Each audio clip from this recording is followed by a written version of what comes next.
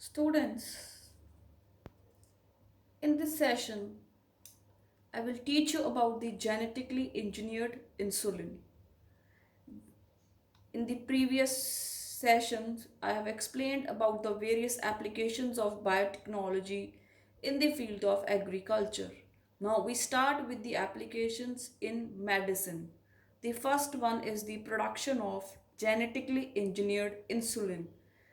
ਇਹ ਬੇਟੇ ਹਿਊਮਨ ਬੀਂਗਸ ਦੀ ਇਨਸੂਲਿਨ ਹੈ, so we call it as humulin because it is obtained for human beings. Before I start, let us understand some basic concepts about the insulin. First of all, you all must know that insulin is released from the pancreas. ਤੇ ਜਿਹੜਾ insulin ਬਣਾਉਣ ਵਾਲਾ jean ਹੁੰਦਾ ਹੈ that is present on the chromosome number 11. ਜਿਹੜੀ human insulin ਹੈ it is made up of 51 amino acids and insulin consists of two polypeptide chains. ਦੋ chains ਹੁੰਦੀਆਂ, two chains, chain A and chain B. Chain A is made up of 21 amino acids, chain B of 30 amino acids, and both the chains are linked by, suppose are दो chains है, they are linked by disulfide bonds, means they are linked together, एक दूजे ਦੇ ਨਾਲ ਜੁੜੀਆਂ ਹੈ by sulfide bonds, sulfur bonds. ਜਿਹੜੀ insulin ਹੈ ਬੇਟੇ ਜਦੋਂ ਉਹ ਰਿਲੀਜ਼ ਹੁੰਦੀ ਹੈ it is a pro insulin. Pro insulin ਦਾ ਮਤਲਬ ਹੈ ਕਿ ਉਹਦੇ ਨਾਲ ਤਿੰਨ ਚੇਨਸ ਹੁੰਦੀਆਂ, ਠੀਕ ਹੈ, ਉਹਦੀਆਂ ਤਿੰਨ ਚੇਨਸ ਹੁੰਦੀਆਂ, chain A, chain B and chain C. ਜਦੋਂ ਇਨਸੂਲਿਨ ਰਿਲੀਜ਼ ਹੁੰਦੀ ਹੈ ਉਸ ਟਾਈਮ ਉਹਨੂੰ ਆਪਾਂ ਪ੍ਰੋ ਇਨਸੂਲਿਨ ਕਹਿੰਦੇ ਆ, ਉਹ ਇਨਐਕਟਿਵ ਫਾਰਮ ਦੇ ਵਿੱਚ ਹੁੰਦੀ ਹੈ. ਉਹਦੇ ਕੋਲ ਤਿੰਨ ਚੇਨਸ ਹੁੰਦੀਆਂ, chain A, chain B and chain C. ਜਿਹੜੀ ਇਨਸੂਲਿਨ ਇਨਐਕਟਿਵ ਹੈ ਅਤੇ ਉਹਦੇ ਕੋਲ ਤਿੰਨ ਚੇਨਸ ਹੈ, we call it as pro insulin. ਫਿਰ ਬੇਟੇ ਜਦੋਂ ਇਨਸੂਲਿਨ ਜਿਹੜੀ ਹੈ ਜਦੋਂ ਮੈਚਿਓਰ ਹੁੰਦੀ ਹੈ ਅਤੇ it is converted into active form. ਤਾਂ ਜਿਹੜੀ ਸੀ ਚੇਨ ਹੈ ਇਹਦੀ ਕੋਈ ਵੀ ਇੰਪੋਰਟੈਂਸ ਨਹੀਂ ਹੁੰਦੀ, ਤਾਂ ਸੀ ਚੇਨ ਹੈ ਜਿਹੜੀ ਉਹ ਰਿਮੂਵ ਕਰ ਦਿੱਤੀ ਜਾਂਦੀ ਹੈ. ਐਂਡ ਜਦੋਂ ਸੀ ਚੇਨ ਰਿਮੂਵ ਕਰਤੀ ਜਿਹੜੀ ਪ੍ਰੋ ਇਨਸੂਲਿਨ ਹੈ it gets converted into active form ਵਿਚ is called insulin, and it now has only A and B chains. So mature insulin has two chains, A and B, joined together by disulfide bonds, and C peptide chain is present only in the proinsulin, which is removed.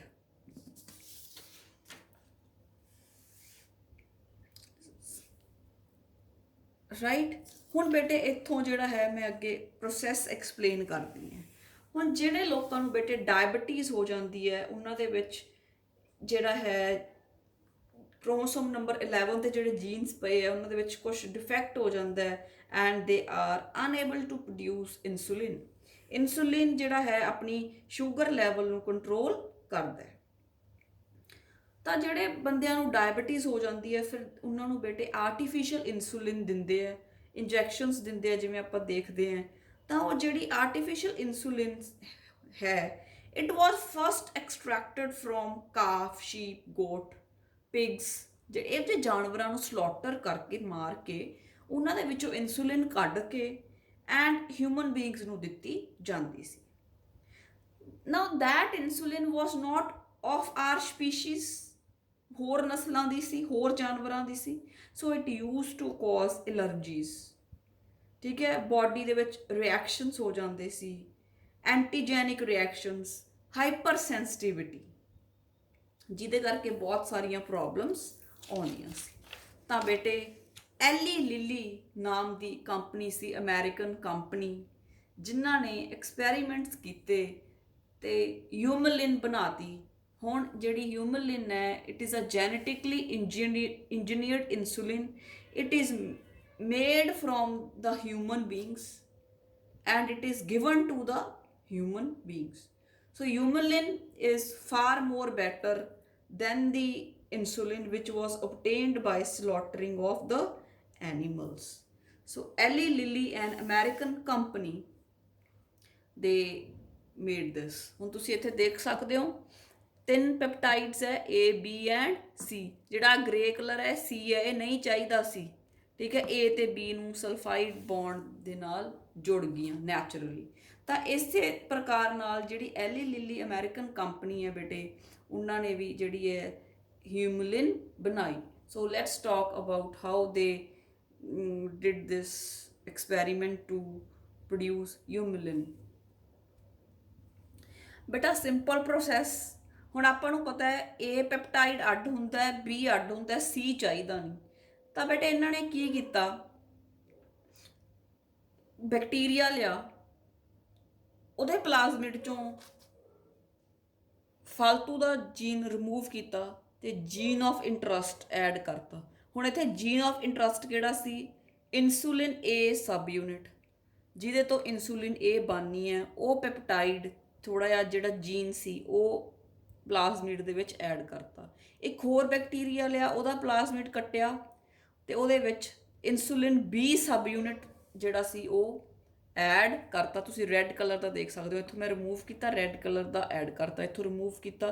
ਤਾਂ ਇਹਨਾਂ ਨੇ ਦੋ bacteria ਲਏ, ਇੱਕ ਦੇ ਵਿੱਚ insulin A sub unit ਪਾਤਾ, ਦੂਸਰੇ ਦੇ ਵਿੱਚ B ਪਾਤਾ, ਠੀਕ ਹੈ। ਤਾਂ ਬੈਕਟੀਰੀਆ ਅੱਗੇ ਰੈਪਲੀਕੇਟ ਕਰੂਗਾ ਤਾਂ ਆਪਣੇ ਕੋਲੇ ਇਨਸੂਲਿਨ A ਦੀਆਂ ਸਬ ਯੂਨਿਟ ਦੀਆਂ ਕਾਫੀ ਕਾਪੀਜ਼ ਆ ਜਾਣਗੀਆਂ। ਜਦੋਂ ਆਹ ਵਾਲਾ ਰੈਪਲੀਕੇਟ ਕਰੂਗਾ B ਦੀਆਂ ਕਾਫੀ ਜ਼ਿਆਦਾ ਕਾਪੀਜ਼ ਆ ਜਾਣਗੀਆਂ। ਫਿਰ ਬੇਟੇ ਚੇਨਸ ਐਵੇਂ ਬਣ ਜਾਂਦੀਆਂ ਬਹੁਤ ਸਾਰੀਆਂ। ਫਿਰ ਆਰਟੀਫਿਸ਼ਲੀ ਇਹਨਾਂ ਦੋਨਾਂ ਚੇਨਸ ਨੂੰ ਜੋੜ ਦਿੰਦੇ ਆ with sulphide bond in the laboratory and it is in the market for the use of the people. So we can see this how they did it।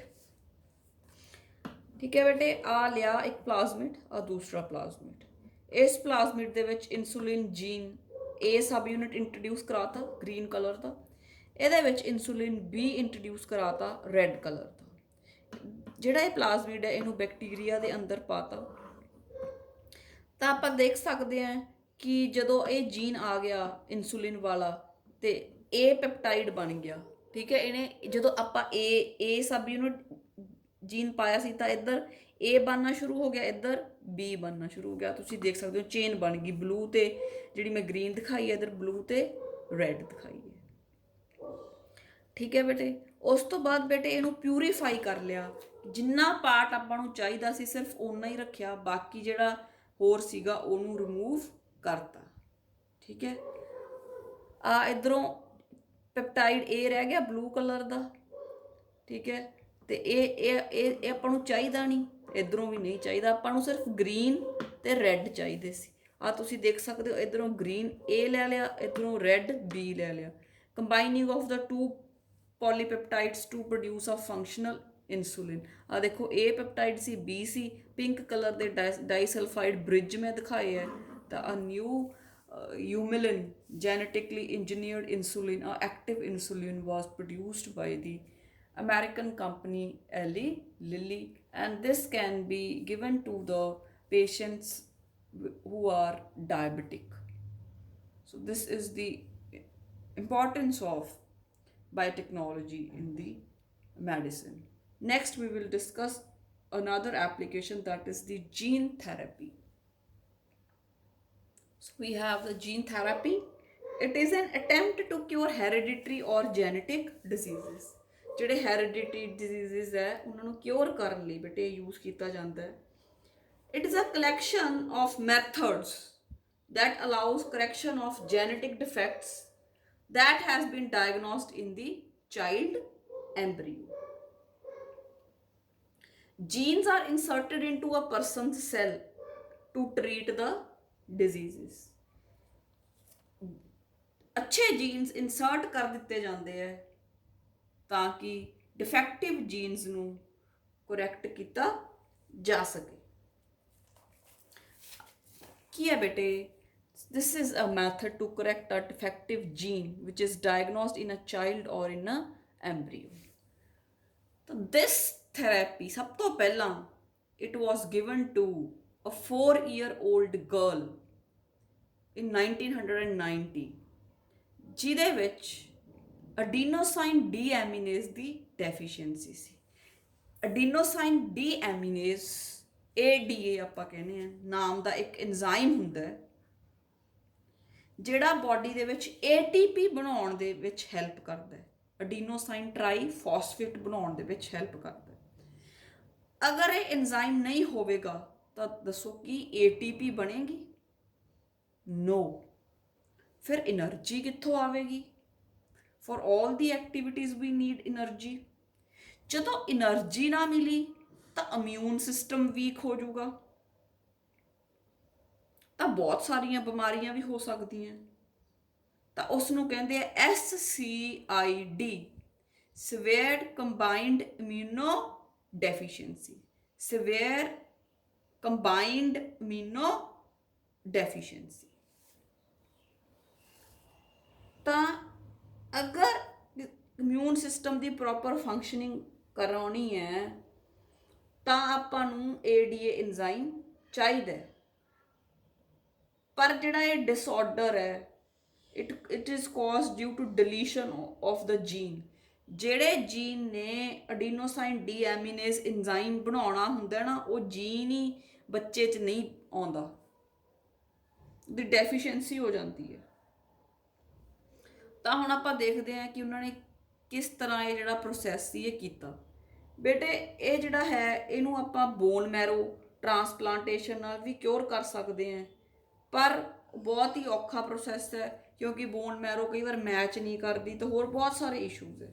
Now let's see how this was given to clinical gene therapy was given to a 4-year-old girl.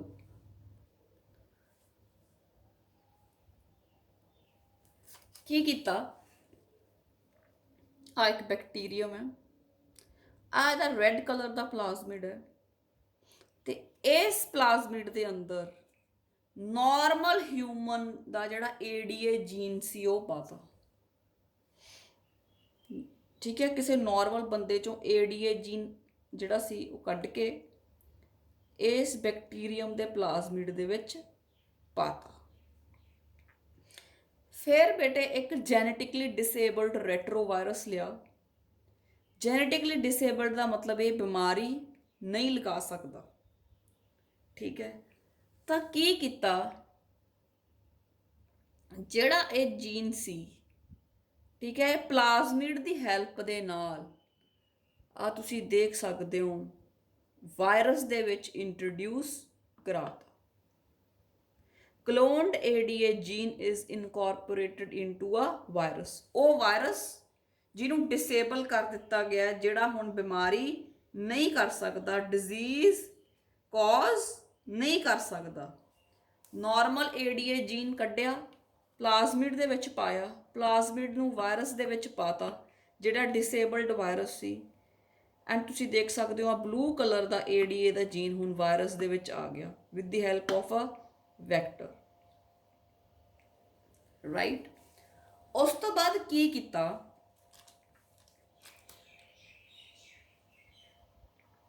Patient ਸੀ ਜਿਹੜਾ ਉਹ ਬੱਚਾ ਸੀ, ਉਹਦੇ ਵਿੱਚੋਂ T cells ਕੱਢੇ, T ਲਿੰਫੋਸਾਈਟਸ, ਕਿਉਂਕਿ ਆਪਾਂ ਨੂੰ ਪਤਾ ਹੈ ਇਮਿਊਨਿਟੀ ਦਿੰਦੇ ਆ।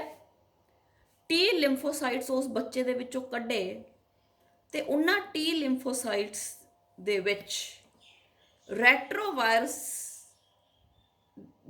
ਦੇ ਨਾਲ, ਕਿਉਂਕਿ ਰੈਟਰੋਵਾਇਰਸ ਇਨਫੈਕਟ ਕਰਦੀ ਹੈ ਆਪਣੇ T ਸੈਲਸ ਨੂੰ। ਨਾਰਮਲੀ ਜੇ ਆਪਾਂ ਦੇਖੀਏ ਜਿਹੜਾ ਰੈਟਰੋਵਾਇਰਸ ਹੁੰਦਾ it attacks the T cells. ਹੁਣ ਇਹ ਤਾਂ ਆਪਦਾ ਕੰਮ ਕਰੂ, ਪਰ ਆਪਾਂ ਇਹਨੂੰ ਡਿਸੇਬਲ ਕੀਤਾ, ਬੱਚੇ ਨੂੰ ਬਿਮਾਰੀ ਨਹੀਂ ਲਗਾ ਸਕਦੀ। ਪਰ ਜਦੋਂ ਇਹ ਆਪਾਂ ਨੂੰ ਪਤਾ ਵੀ ਜਦੋਂ ਇਹ ਬਿਮਾਰੀ ਕਰੂ ਤੇ ਵਾਇਰਸਿਸ ਦੀ ਪ੍ਰੋਪਰਟੀ ਹੁੰਦੀ ਹੈ ਕਿ ਇਹ ਇੰਜੈਕਟ ਕਰ ਦਿੰਦੇ ਆ, ਦ ਜੀਨਸ ਹੁੰਦੇ ਆ ਜਿਹੜੇ ਆਪਦੇ। ਤਾਂ ਰੈਟਰੋਵਾਇਰਸ ਇਨਫੈਕਟਸ ਦਾ T ਸੈਲਸ। ਇਹ ਤਾਂ ਆਪਦੇ ਜਾਣੇ ਤਾਂ ਇਨਫੈਕਟ ਹੀ ਕਰ ਰਿਹਾ, ਪਰ ਇਹਦੇ 'ਚ ਆਪਾਂ ਜੀਨ ਆਫ ਇੰਟਰਸਟ ਪਾਇਆ ਤਾਂ and it transfers the ADA gene to the cells. ਹੁਣ ਇੱਥੇ ਮੈਂ T ਸੈਲਸ ਪਲੇਨ ਬਣਾਏ ਸੀ ਪਿੰਕ ਕਲਰ ਦੇ, ਇੱਥੇ ਮੈਂ ਵਿੱਚ ਬਲੂ ਕਲਰ ਦਾ ਜੀਨ ਆਫ ਇੰਟਰਸਟ ਵੀ ਦਿਖਾ ਰਹੀ ਹਾਂ। ਠੀਕ ਹੈ, ਬੱਚੇ ਚੋਂ, ਬਿਮਾਰ ਬੱਚੇ ਚੋਂ T ਸੈਲਸ ਕੱਢੇ, ਤੇ ਉਹ T ਸੈਲਸ ਨੂੰ ਵਾਇਰਸ ਜਿਹੜਾ ਕਿ ਜੀਨ ਆਫ ਇੰਟਰਸਟ ਲੈ ਕੇ ਆ ਰਿਹਾ ਉਹਦੇ ਨਾਲ ਇਨਫੈਕਟ ਕਰਤਾ ਤੇ ਉਹ ਜਿਹੜਾ ਜੀਨ ਸੀ ਉਹ ਵਾਇਰਸ ਨੇ ਟੀ ਸੈਲਸ ਦੇ ਵਿੱਚ ਟ੍ਰਾਂਸਫਰ ਕਰਤਾ। ਉਸ ਤੋਂ ਬਾਅਦ ਕੀ ਕੀਤਾ, ਜਿਹੜੇ ਆਪਾਂ ਇਹ ਟੀ ਸੈਲਸ ਬਣਾ ਲਏ ਜਿਨ੍ਹਾਂ ਦੇ ਵਿੱਚ ਹੁਣ ਏਡੀਏ ਜੀਨ ਹੈ, that cells were grown in a culture to ensure ADA gene is active। ਠੀਕ ਹੈ, ਇਹਨਾਂ ਦੇ ਥੋੜੇ ਬਹੁਤੇ ਐਕਸਪੈਰੀਮੈਂਟ ਕਰ ਲਏ, ਦੇਖ ਲਿਆ ਵੀ ਇਹ ਜੀਨ ਹੈ ਜਿਹੜਾ ਇਹ ਕੰਮ ਕਰ ਰਿਹਾ। ਫਿਰ ਇਹ ਜਿਹੜਾ ਇਹ ਟੀ ਸੈਲਸ ਜਿਨ੍ਹਾਂ ਕੋਲੇ ਹੁਣ ਏਡੀਏ ਵਾਲਾ ਜੀਨ ਹੈ, ਠੀਕ ਹੈ, ਆ ਦੇਖੋ ਬਲੂ ਕਲਰ ਦਾ ਮੈਂ ਦਿਖਾਇਆ, ਇਹਨੂੰ ਬੇਟੇ ਬੱਚੇ ਦੇ ਵਿੱਚ ਪਾਤਾ।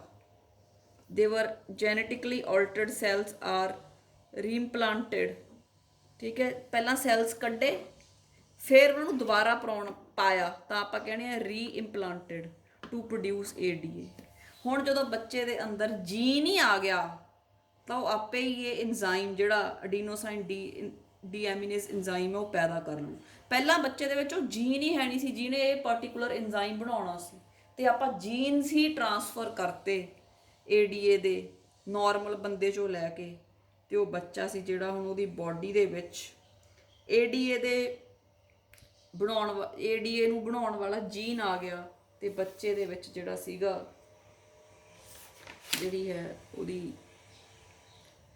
ਤਾਂ ਸ਼ਮਤਾ ਆ ਗਈ ਕਿ ਹੁਣ ਉਹ ਆਪਦੇ ਐਂਜ਼ਾਈਮਸ ਆਪ ਬਣਾ ਸਕਦਾ ਹੈ, ਜਿਸ ਦੇ ਨਾਲ ਉਹਦੀ ਇਮਿਊਨਿਟੀ ਹੈ ਜਿਹੜੀ ਉਹ ਵੀ ਸਟਰੋਂਗ ਹੋ ਜੂਗੀ। ਅਗਰ ਇਹ ਸੈਲਸ ਹੈ ਜਿਹੜੇ ਆਪਾਂ ਜੇ ਜ਼ਾਈਗੋਟ ਸਟੇਜ ਤੇ ਹੀ ਪਾ ਦਿੱਤੇ ਜਾਣ ਤਾਂ ਫਿਰ ਪਰਮਾਨੈਂਟ ਜਿਹੜਾ ਕਿਉਰ ਹੈ ਉਹ ਹੋ ਸਕਦਾ ਹੈ, ਕਿਉਂਕਿ ਜ਼ਾਈਗੋਟ ਸਟੇਜ ਤੇ ਸਾਰੇ ਸਟੈਮ ਸੈਲਸ ਹੁੰਦੇ ਆ ਤੇ ਸਟੈਮ ਸੈਲਸ ਪੂਰੀ ਬਾਡੀ ਦੇ ਵਿੱਚ ਚਲੇ ਜਾਂਦੇ ਆ। ਫਿਰ ਇਹ ਜਿਹੜਾ ਡਿਜ਼ੀਜ਼ ਹੈ ਪਹਿਲਾਂ ਹੀ ਜਿਹੜਾ ਹੈ ਕਰੈਕਟ ਕੀਤਾ ਜਾ ਸਕਦਾ ਹੈ, ਬਟ ਇਹ ਜਿਹੜਾ ਬੱਚਾ ਸੀ ਇਹ ਬੱਚੇ ਨੂੰ ਪਹਿਲਾਂ ਨਹੀਂ ਪਤਾ ਸੀ ਇਸ ਬੱਚੇ 'ਚ ਕੀ ਪ੍ਰੋਬਲਮ ਹੈ, ਇਹਨੂੰ ਬਾਅਦ ਵਿੱਚ ਪਤਾ ਲੱਗਿਆ ਸੀ। ਤਾਂ ਇਹਦੇ ਵਿੱਚ ਬੇਟੇ ਜਿਹੜਾ ਸੀਗਾ ਡਿਸੇਬਲਡ ਰੈਟਰੋਵਾਇਰਸ ਦੀ ਹੈਲਪ ਨਾਲ ਟੀ ਲਿੰਫੋਸਾਈਟਸ ਦੇ ਵਿੱਚ ਏਡੀਏ ਜੀਨ ਇੰਟਰੋਡਿਊਸ ਕਰਾ ਕੇ ਬੱਚੇ ਦੇ ਵਿੱਚ ਰੀਇੰਪਲਾਂਟ ਕਰਾਤਾ ਤਾਂ ਕਿ ਇਹ ਬੱਚਾ ਵੀ ਹੁਣ ਨੋਰਮਲ ਜ਼ਿੰਦਗੀ ਬਤੀਤ ਕਰ ਸਕੇ।